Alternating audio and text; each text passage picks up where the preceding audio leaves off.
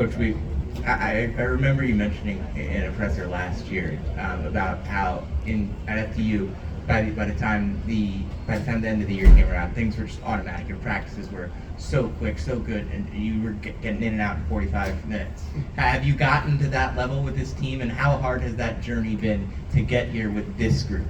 It's actually funny, Sam. I was walking out of the conference room today, and I thought we went too long. I'm like, man, film was too long. The walkthrough was too long. I'm like, I probably wore these guys out mentally. I really felt that. I've been coached for a long time, a head coach for a long time. So it's like, what's the fine line? How long do you go? How short do you go?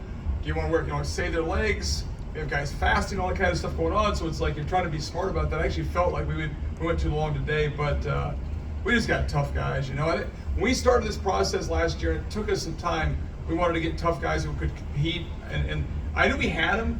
It just took us a while to mesh, which I think that's natural for 15 or 16 new guys, So I think it just, we've been a good team for like the last 6. This is not like a crazy. We've been a good team for 6 weeks, and like you look at Quinnipiac, the games we lost at home in a really good game. We lost at their place in a really good game. So it wasn't like, I'll bet if you go back through the scores, 120 minutes of basketball, we've been ahead probably 65-70% of those minutes against Quinnipiac. So like we knew we played with them tough. It wasn't like we got blown out or they beat us bad. So we knew we could play with them. I think sometimes it helps you to lose those games. And like we had an edge to us today. You could just tell our guys had an edge to them.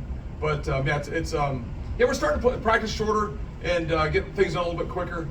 But sometimes I can be a little long-winded at times. So I gotta try to keep myself short and succinct.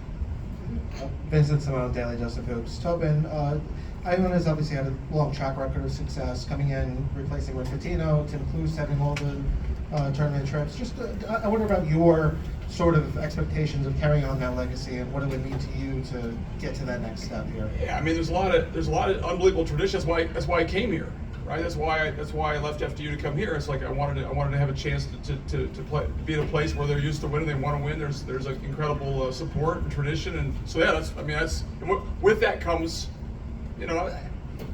like, hey, expectations.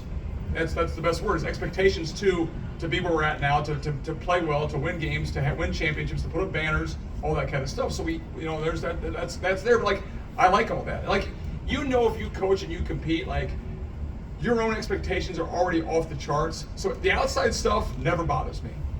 It never bothers me. I'm just like, we want to win. I want to win. It's much more fun to win and have success and build a team and get better. And so like this year's been really rewarding because of where we came from.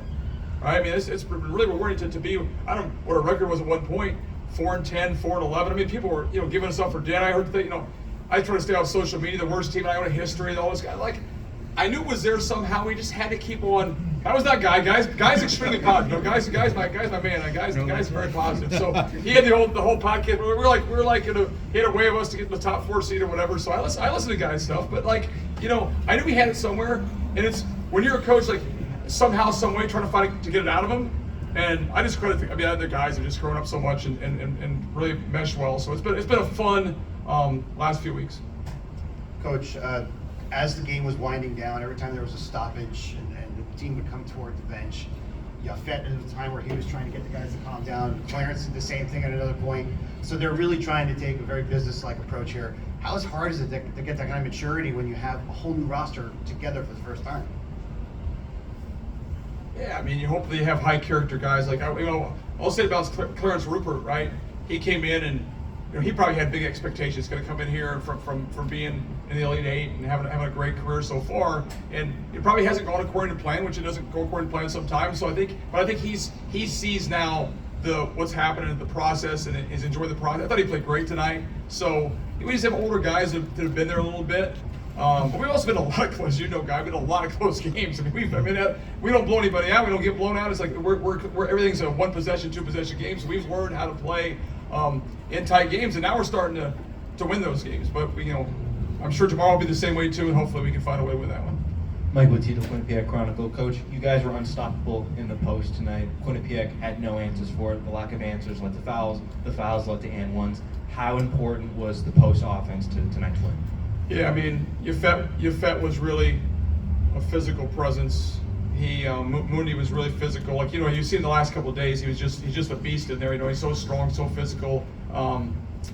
He finished some shots from the basket. Actually, he missed that one layup, and then Data got the rebound in the end one, so it must have been a planned situation. But yeah, that physicality, we scored a lot in the paint. I know at halftime it was 28-8 in the paint. Like, we definitely did a good job in the paint, rebounding. Like, we're big physical guys, so we did a good job controlling the backboard. But, like, you know, DeJour is a great rebounder, and he's 5'10" and 165 pounds. So we just have guys who go and get the ball. But I thought, yeah, we did a great job in the paint and being physical and imposing our will that way on the game. Like, we're not going to win a lot of shooting contests. That's not going to happen. But if we can defend and rebound and be tough, we have a chance to win. Elizabeth Rockale, IUTV. Hi, Lizzie. Last time you played Quinnipiac away, you were down Yafet Mundi due to illness. How important was he in changing the game today? I thought pretty important. Yeah, we laughed because he had the flu then, or whatever we call it, the Otieno virus. We thought, I said, are you afraid of him or something like that? So we kind of like, he's a great kid, so you kind of soup him up a little bit. Like, hey, you know, we try to motivate him, and we knew he'd have an impact on the game tonight, and he definitely did. You know, I think he gets that vibe from like, hey, I'm going to try to go prove. You heard him here last night. You know, I mean, like sometimes I was actually didn't want him up here because I was afraid he might say something to get. Well, he just got to, you know, relax and just keep his comments maybe just neutral right now, you know. But he's a man. He plays with emotion. He's a great kid. Plays so damn hard, and you know, him and Rupert together tonight. We played those guys, the two bigs together. Were a force for us. That was good. Coach, from where I was sitting, I had a great angle of not just you, but your son and daughter right behind the bench. I could see Bryce was going absolutely bonkers. How much does this mean to your family right now? Well, you know, when we went in on that run when I was at FDU, and that stuff's the best. I keep telling the guys, like, you know, you get a chance to make a run like that, you go, like, we'll be on a, you know, you go on a charter plane and you go stay in nice hotels and people, you know, so they were able to go on that trip a few years ago. And my daughter thinks we should go on that trip every year. We should be in, you know, the NCAA tournament every year and go beat Purdue every year. So it's like she thinks that's just part of how it goes. I'm like, it's hard to get there, you know, it's really hard to get there. So it's great. Bryce was going to go, my son was going to go to the, he's a manager at Alabama for NATO. NATO's a good friend of mine, and he was going to go to the SEC tournament. He all of a sudden the day before he left, he's like, I want to come back and watch your tournament. And I'm like, you know, I get nervous because I'm like, I have a lot of my old players that are here that came in Atlantic City hanging out, you know, doing their whole thing, and I hate for us to get beat the first round. All of a sudden, my son flew in, and now he's here for one game, and my friends flew in, and so it's good. We've won a couple games, been able to stay, and he's enjoying it. And he's a little bit crazy, but he. I mean, I have a great family. My wife is unbelievable. My wife Jody is great too. So it's great to be able to do it with your family. You know, I guess this is hard. I feel for Tom McCord. Tom McCord's a great person, a great guy, great coach. Like, I feel for him. Like, that team was won the conference 2 years in a row, man. That's, you know, it's hard. It's hard. You know, there's pressure. There's expectations, and so he's a great guy. Could have been more, you know, better to me as I've grown in my career, and so. You know, this is hard on families sometimes. All the pressure, the stress, and the season. But man, I don't want it to end. You know, we want to keep going as long as you can, because it's a lot of fun. You know, so I might sleep 3 hours tonight, but that's fine. We'll figure out a way and go back at it tomorrow. Yeah, Tobin, it was definitely a tight game later in the second half. Anything you tell your guys for dealing with high pressure situations like that? I'm trying to think what we told them. Like, I mean, because they made that run, they had a couple of steals and layups and dunks, and we just said, listen, man, we got to do it. Like we said, I think at one point we said, if we told you there's an 8-minute game, we're up by 2 to go to the finals of the MAAC tournament, would you take that? And they're all like, yes, let's go win the 8-minute game. Like, go win the game the rest of the way, and that's kind of what we did. So just try to keep them calm. Last one. Coach, the zone defense you ran today flummoxed Quinnipiac. What guided you to that game playing decision?